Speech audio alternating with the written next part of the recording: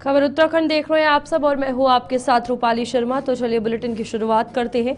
30 अप्रैल से उत्तराखंड में 4 धाम यात्रा शुरू हो रही है। यात्रा की तैयारियों को लेकर शासन और प्रशासन ने तैयारियां तेज कर दी हैं।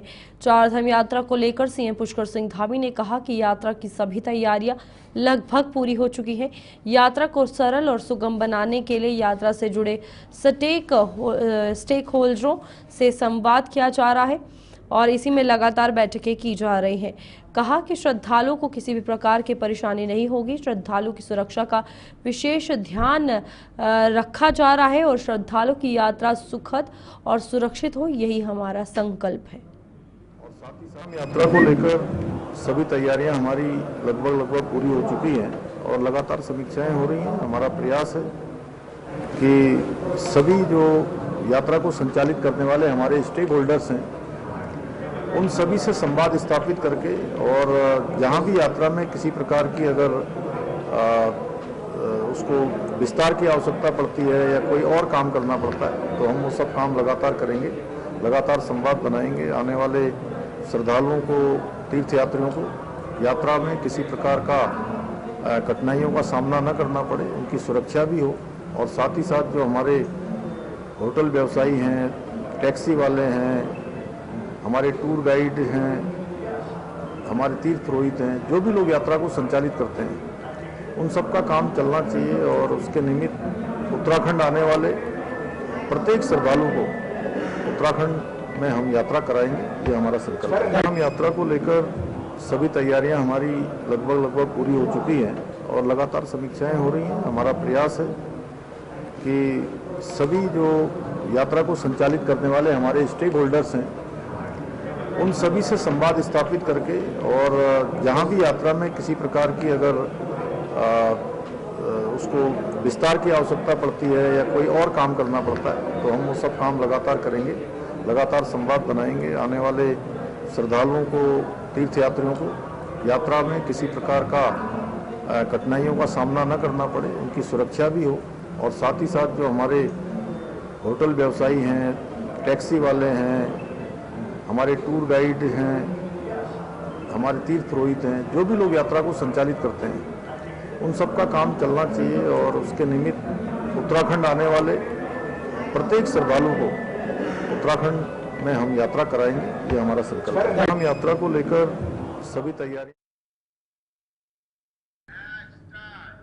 राज्यपाल लेफ्टिनेंट जनरल गुरमीत सिंह ने राजभवन में राधा रतूड़ी को राज्य मुख्य सूचना आयुक्त तथा कुशला नंद और देवेंद्र कुमार आर्य को राज्य सूचना आयुक्त के पद की शपथ दिलाई। राज्यपाल ने राधा रतूड़ी को राज्य मुख्य सूचना आयुक्त तथा कुशला नंद को देवेंद्र कुमार आर्य को राज्य सूचना आयुक्त बनाने पर बधाई एवं शुभकामनाएं दी। शपथ ग्रहण कार्यक्रम में मुख्यमंत्री पुष्कर सिंह धामी, कैबिनेट मंत्री सतपाल महाराज, गणेश जोशी, सुबोध उनियाल, पूर्व मंत्री डॉक्टर रमेश पोखरियाल निशांक, विधायक सविता कपूर और साथ ही साथ सूचना आयुक्त योगेश भट्ट, दिलीप सिंह कुंवर, डीजीपी दीपम सेठ और साथ ही साथ पूर्व डीजीपी अनिल रतूड़ी, प्रमुख सचिव आर.के. सुधांशु सहित भारतीय प्रशासनिक एवं पुलिस सेवा के वरिष्ठ अधिकारी गण एवं अन्य गणमान्य लोग उपस्थित रहे। मैं राधा रतूड़ी, जो राज्य मुख्य सूचना आयुक्त नियुक्त हुई हूँ, ईश्वर की शपथ लेती हूँ कि मैं विधि द्वारा स्थापित भारत के संविधान के प्रति सच्ची श्रद्धा और निष्ठा रखूंगी। मैं भारत की प्रभुता और अखंडता अक्षुण्ण रखूंगी तथा मैं सम्यक प्रकार से और श्रद्धा पूर्वक तथा अपनी पूरी योग्यता, ज्ञान और विवेक से अपने पद के कर्तव्यों का भय या पक्षपात, अनुराग या द्वेष के बिना पालन करूंगी तथा मैं संविधान और विधियों की मर्यादा बनाए रखूंगी।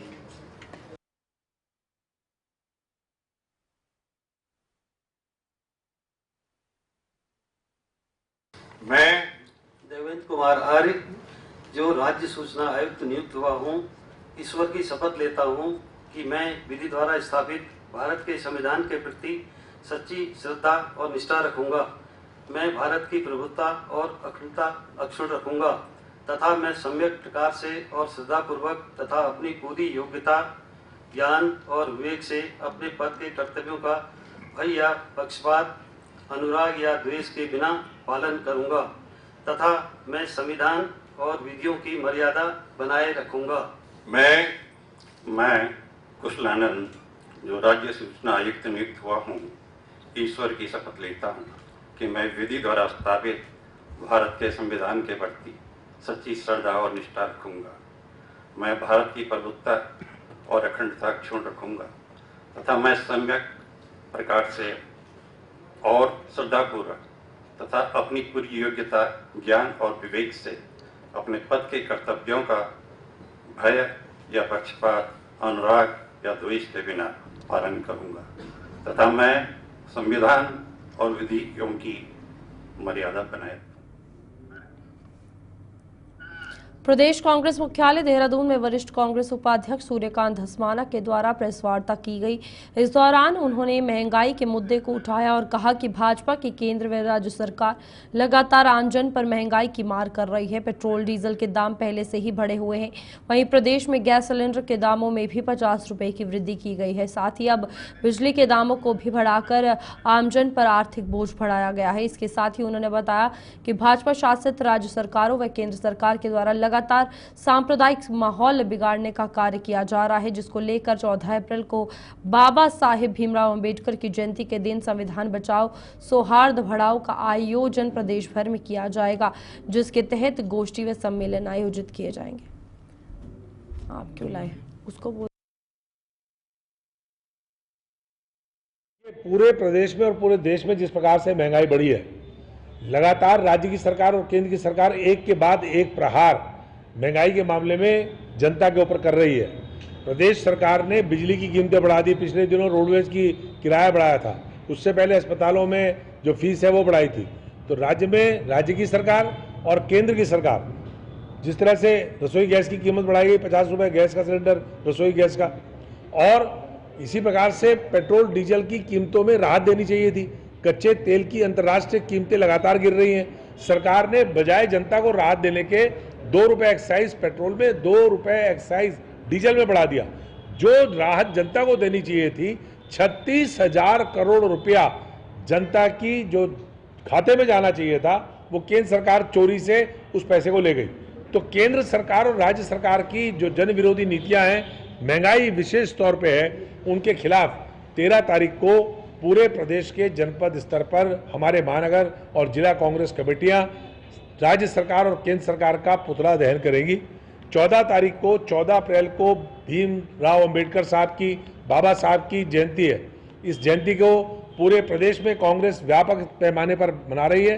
हम लोग संविधान बचाओ सौहार्द बढ़ाओ, इस समय संविधान पर जो लगातार हमला बीजेपी की तरफ से, आरएसएस की तरफ से, भाजपा शासित राज्यों की सरकारों की तरफ से हो रहा है, उसको बचाने के लिए, क्योंकि राष्ट्रीय स्तर पर हमारा यह आह्वान हुआ है और सौहार्द को लगातार बिगाड़ने की कोशिश की जा रही है। ध्रुवीकरण के नाम पर जिस प्रकार से प्रदेश की सरकार हमला कर रही है, लगातार अल्पसंख्यकों को निशाना बना करके हमले किए जा रहे हैं, तो यहाँ पर पूरे प्रदेश के अंदर उत्तराखंड में जिला और महानगर स्तर पर गोष्ठियाँ होंगी, बाबा साहब को श्रद्धांजलि अर्पित की जाएगी और सौहार्द बढ़ाने के लिए हम सब लोग मिलकर के आपस में सहभोज करेंगे।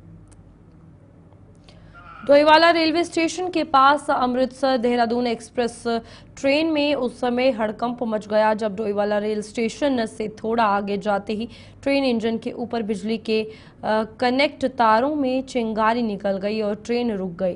ट्रेन के लोको पायलट ने सूझबूझ का परिचय देते हुए तत्काल ट्रेन को स्टॉप कर दिया। घटना की सूचना मिलते ही रेलवे के इंजीनियर और तमाम टेक्नीशियन मौके पर पहुंचे और ट्रेन के कंटैक्ट जो टूटे हुए थे उसे पेंटाग्राफ की मरम्मत की।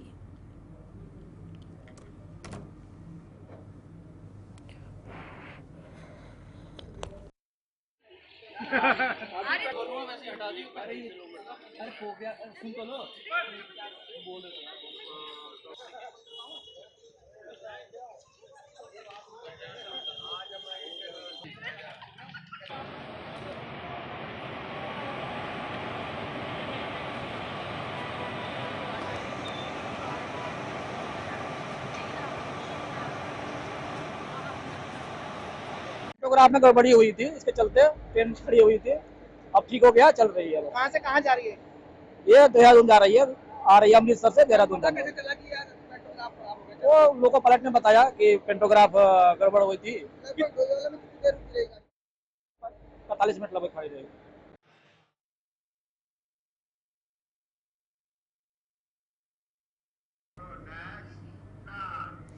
हल्द्वानी शहर का जाम से निजात दिलाने के लिए जिला प्रशासन लगातार अतिक्रमण हटाओ अभियान चला रही है। शहर के नैनीताल रोड, कालाडूंगी, मुखानी रोड के अलावा कई चौक चौराहा का चोरी होने के चलते हाई कोर्ट के निर्देश के बाद शासन स्तर पर की गई कार्रवाई के तहत सड़क के दोनों ओर चौड़ीकरण होना वाला है और 12-12 मीटर की सड़क चौड़ी की जाएगी। इसके लिए जिला प्रशासन पूर्व में ही सड़क के दोनों ओर अतिक्रमण जो किए गए हैं उसे हटा रही है। लोगों को नोटिस जारी कर दुकान और मकान खाली करने के निर्देश भी जारी किए गए हैं। पूर्व में जिला प्रशासन नोटिस जारी कर अतिक्रमणकारियों से जल्द अपने अतिक्रमण हटाने के निर्देश भी दे दिए गए हैं, लेकिन बहुत से दुकानदार और अतिक्रमणकारी ऐसे हैं जिन्होंने अभी तक अतिक्रमण खाली नहीं किए हैं।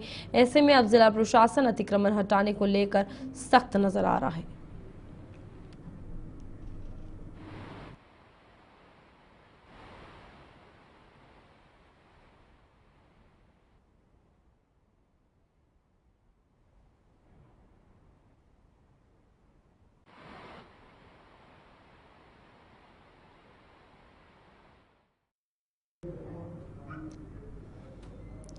उत्तराखंड विद्यालय शिक्षा परिषद की हाई स्कूल और इंटरमीडिएट बोर्ड परीक्षा 2025 का रिजल्ट 19 अप्रैल को घोषित किया जाएगा। ये जानकारी परिषद के सचिव विनोद प्रसाद सिमल्टी ने दी है। इस साल परीक्षा परिणाम की घोषणा को लेकर एक नई पहल की गई है। अब छात्र अपने परीक्षा परिणाम न केवल उत्तराखंड बोर्ड की आधिकारिक वेबसाइट पर देख पाएंगे, बल्कि पहली बार अपने अपने स्कूल के पोर्टल पर भी रिजल्ट देख सकेंगे। परिषद कार्यालय में आयोजित परीक्षाफल समिति की पहली बैठक में ये फैसला लिया गया। उत्तराखंड विद्यालय शिक्षा परिषद के सभापति की अध्यक्षता में हुई इस बैठक में सर्वसम्मति से निर्णय लिया गया कि हाई स्कूल एवं इंटरमीडिएट परीक्षा वर्ष 2025 के साथ साथ परीक्षाफल सुधार परीक्षा वर्ष 2024 के नतीजे भी 19 अप्रैल को घोषित कर दिए जाएंगे। सचिव सिमल्टी ने बताया कि इस वर्ष की बोर्ड परीक्षा 21 फरवरी से 11 मार्च के बीच शांतिपूर्वक संपन्न हुई है। पूरे प्रदेश में 1245 परीक्षा केंद्र बनाए गए थे, जिनमें से 165 को संवेदनशील और 5 को अति संवेदनशील घोषित किया गया था। सुरक्षा के विशेष प्रबंधों के बीच परीक्षाएं संपन्न होने के बाद बोर्ड ने उत्तर पुस्तिकाओं का मूल्यांकन कार्य भी सफलतापूर्वक कर लिया है। इस वर्ष की हमारी हाई स्कूल और इंटरमीडिएट की जो परीक्षाएं हैं वो मार्च के महीने में संपन्न हो गई थी और 21 मार्च से 4 अप्रैल तक हमारा मूल्यांकन का कार्य संपन्न हो गया था। उसके बाद रिजल्ट प्रोसेस का काम हमारा प्रारंभ हो गया। इस बार हमने मूल्यांकन केंद्रों से ही ऑनलाइन पंचिंग का काम किया था, तो परीक्षा परिणाम की तैयारी में हम लोगों को काफ़ी मदद मिली है। और आज परिषद के सभागार में माननीय सभापति महोदय की अध्यक्षता में परीक्षाफल समिति की बैठक हुई है, जिसमें ये निर्णय लिया गया है कि 19 अप्रैल को 11 बजे परिषद के सभागार में परीक्षा परिणाम की घोषणा की जाएगी। इस वर्ष जो है हाई स्कूल में हमारे 1,13,241 बच्चे पंजीकृत थे। इनमें 1,09,967 बच्चे परीक्षा में सम्मिलित हुए हैं। इसी प्रकार से इंटरमीडिएट में 1,08,980 बच्चे हमारे पंजीकृत थे। इनमें 1,06,358 बच्चे हमारे परीक्षा में सम्मिलित हुए हैं। इस बार हमने एक नया प्रयोग किया है। मूल्यांकन के समय में ऑनलाइन पंचिंग का काम हमारा हुआ है। साथ ही रिजल्ट की घोषणा के पश्चात प्रत्येक स्कूल के पोर्टल पर हम परीक्षार्थियों के परीक्षा परिणाम को जारी कर रहे हैं, तो जितने भी विद्यार्थी हैं वे अपने स्कूल में ही परीक्षा परिणाम को देख सकते।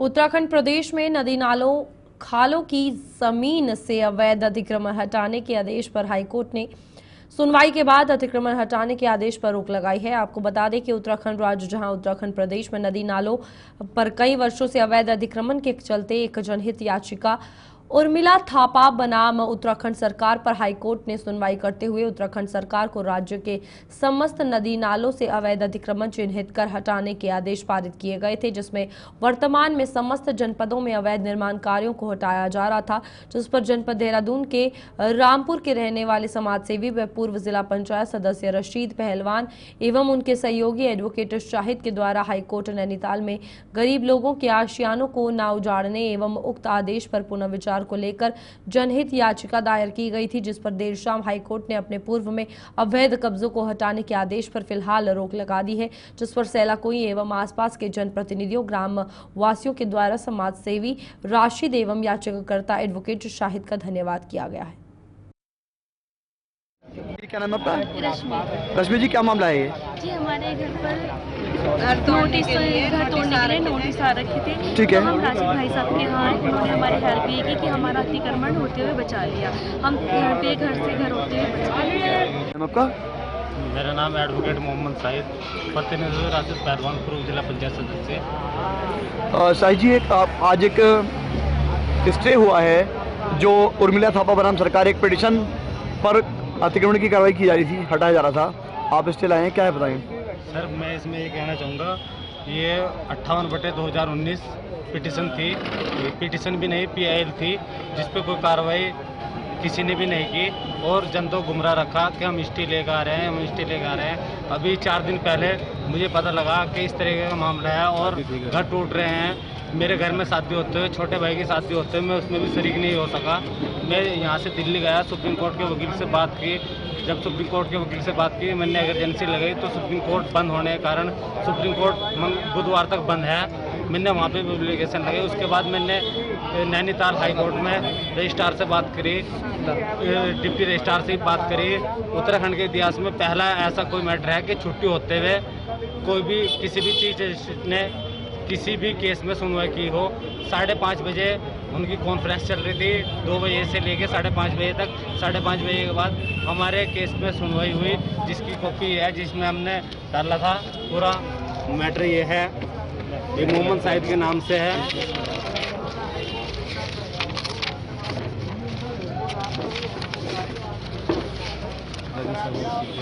रजत शर्मा एडवोकेट, नई दिल्ली सुप्रीम कोर्ट से हमारे एडवोकेट थे। उनके साथ नेगी जी भी थे और भी 3-4 वकील मैंने खड़े करे। डिप्टी रजिस्ट्रार और रजिस्ट्रार से हमने वो करा। धन्यवाद। जब जाके हमें आज 5:30 बजे से 6 बजे तक हमारी कॉन्फ्रेंस चली। हमारे जो चीफ जस्टिस उत्तराखंड के हैं उस टाइम देहरादून में हैं और उनसे वीडियो कॉन्फ्रेंस कराई। वीडियो कॉन्फ्रेंस के जरिए डिप्टी रजिस्ट्रार साहब ने हमें वो किया है और कोर्ट बंद होने के कारण मंगलवार को जो है 9:30 बजे हमारे स्टे की कॉपी अपलोडेड हो जाएगी और कोई भी चाहे तो वो ले लेना। ये मेरे पास एप्लीकेशन है, इस एप्लीकेशन के अकॉर्डिंग हमारी स्टे कॉपी ऑनलाइन निकल जाएगी। मेरा नाम इरशाद अहमद है जी। मैं पसवंदा राष्ट्रीय मुस्लिम मंच अपना एक संगठन है जी, जो देशभक्ति एकता पे काम कर रहा है जी। और हमारे राशिद भाई ने जो है बहुत बढ़िया कार्य किया, गरीब लोगों के घर बचाए, गरीब लोगों का सहयोग करा, मान सम्मान करा।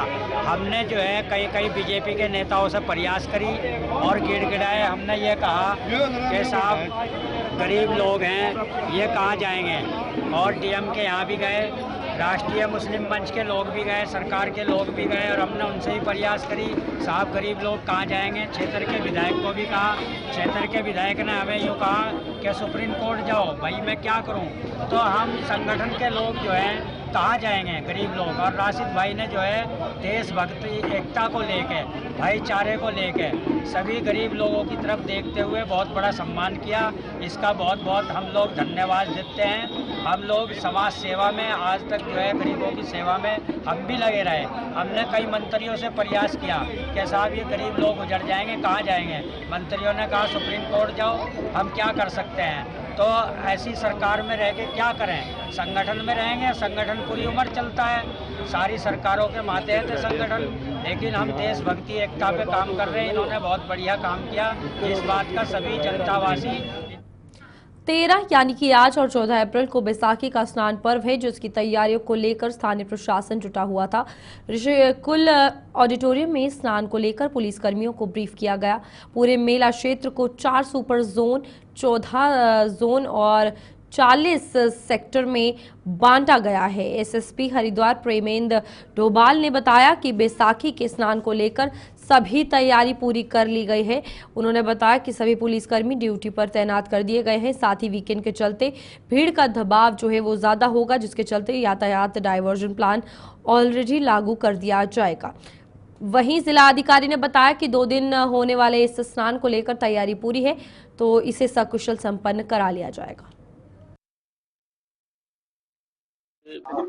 बैसाखी के स्नान को लेके आज पुलिस ब्रीफिंग हम लोगों के द्वारा की जा रही है और हर वर्ष की भांति इस बार भी बैसाखी में काफी श्रद्धालुओं के आने की संभावना है। पिछली बार रिकॉर्ड लोग आए थे उसमें और उसी के अनुरूप हम लोगों ने जो सुरक्षा व्यवस्था है संपूर्ण मेला क्षेत्र को 4 सुपर जोन में हमने डिवाइड किया है और उसमें करीब 9 हमने जोन बनाए हैं और 40 सुपर सेक्टर बनाए हैं और इसके साथ पीएसी बल के साथ करीब 700 से 800 हमारा जो कर्मचारी है वो इस पूरे मेला ड्यूटी पर लगा है।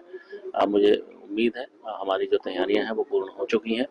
आज इसकी ब्रीफिंग के बाद हमारा फोर्स आज रात से इसमें लग जाएगा और जो मेला स्नान तक लगातार अनवरत ये ड्यूटी रहेगी। हम लोगों ने जो हमारे स्ट्रेटजी है उसमें ट्रैफिक के रेगुलेशन के लिए एसपी ट्रैफिक को हम लोगों द्वारा नोडल बनाया गया है और उन्हीं की कॉल पे अगर डाइवर्जन प्लान लागू होता है, ट्रैफिक का दबाव अगर बढ़ता है तो डाइवर्जन प्लान लागू किया जाएगा और बैरागी को हम लोगों के द्वारा अतिरिक्त इसमें पार्किंग स्थल के रूप में चिन्हित किया गया है। वहाँ की व्यवस्थाएं हम लोगों के द्वारा की जा रही हैं। उसके साथ साथ जो जाने वाला जो ट्रैफिक है यहाँ से उसके एग्जिट में कोई दिक्कत ना हो, ऐसे जो बॉटलनेक है उसको भी हम लोगों के द्वारा इस प्रकार की जो भी शिकायत आती है उसकी हम लोग जांच कराते हैं, उसमें कार्रवाई करते हैं। दुकानें अगर ज्यादा कमियां होती हैं वो सस्पेंड भी करते हैं, निरस्त भी करते हैं। बट हमारे पास इसका आया है और हम लोग इस पर भी वर्क कर रहे हैं। किसी प्रकार का कोई लॉ एंड ऑर्डर का कोई समस्या ना हो, इसके लिए हम लोग पूरी तरीके से तैयार है और हमारा जो LIU का यूनिट है, इंटेलिजेंस का यूनिट है, साथ में जो हमारा लोकल पुलिस है वो मिलके किसी भी ऐसी स्थिति में बैठक लेते हैं। जिस तरह से कब्जे करने की नहीं, इसमें तो जैसे मैंने आपको बताया हमारी सारी तैयारियां पूर्ण है। किसी प्रकार की भी कोई भी इस तरह की उसको नहीं किया जाएगा। 13-14 को बैसाखी का बड़ा स्नान है और हर वर्ष ये स्नान में काफी श्रद्धालु आते हैं संख्या में, तो उनकी व्यवस्था के लिए ही यहाँ पर मजिस्ट्रेट्स और पुलिस व्यवस्था की गई है। तो उसी के क्रम में आज यहाँ पर पुलिस और मजिस्ट्रेट्स की ब्रीफिंग रखी गई है जिसमें उनको अवगत कराया जाएगा किस प्रकार से उनको अपनी ड्यूटी करनी है। अपनी ड्यूटी को सचेत किया जाएगा ताकि वो अपनी ड्यूटी को अच्छी प्रकार से निष्ठापूर्वक करें ताकि आम श्रद्धालुओं को किसी प्रकार की कोई दिक्कत ना हो। स्वास्थ्य के लिए भी स्वास्थ्य विभाग को सचेत किया गया है, हॉस्पिटल्स को एक्टिवेट कर दिया गया है, एम्बुलेंस भी लगाई जा रही है ताकि कहीं कोई इस प्रकार का इशू आता है हेल्थ का तो उसको कैटर किया जा सके। खाद्य बैसाखी के स्नान को लेके आज पुलिस ब्रीफिंग हम लोगों के द्वारा। चलिए अभी के लिए बुलेटिन में इतना ही। खबरें आगे भी जारी रहेंगी, आप देखते रहिए गुलिस्तान न्यूज़।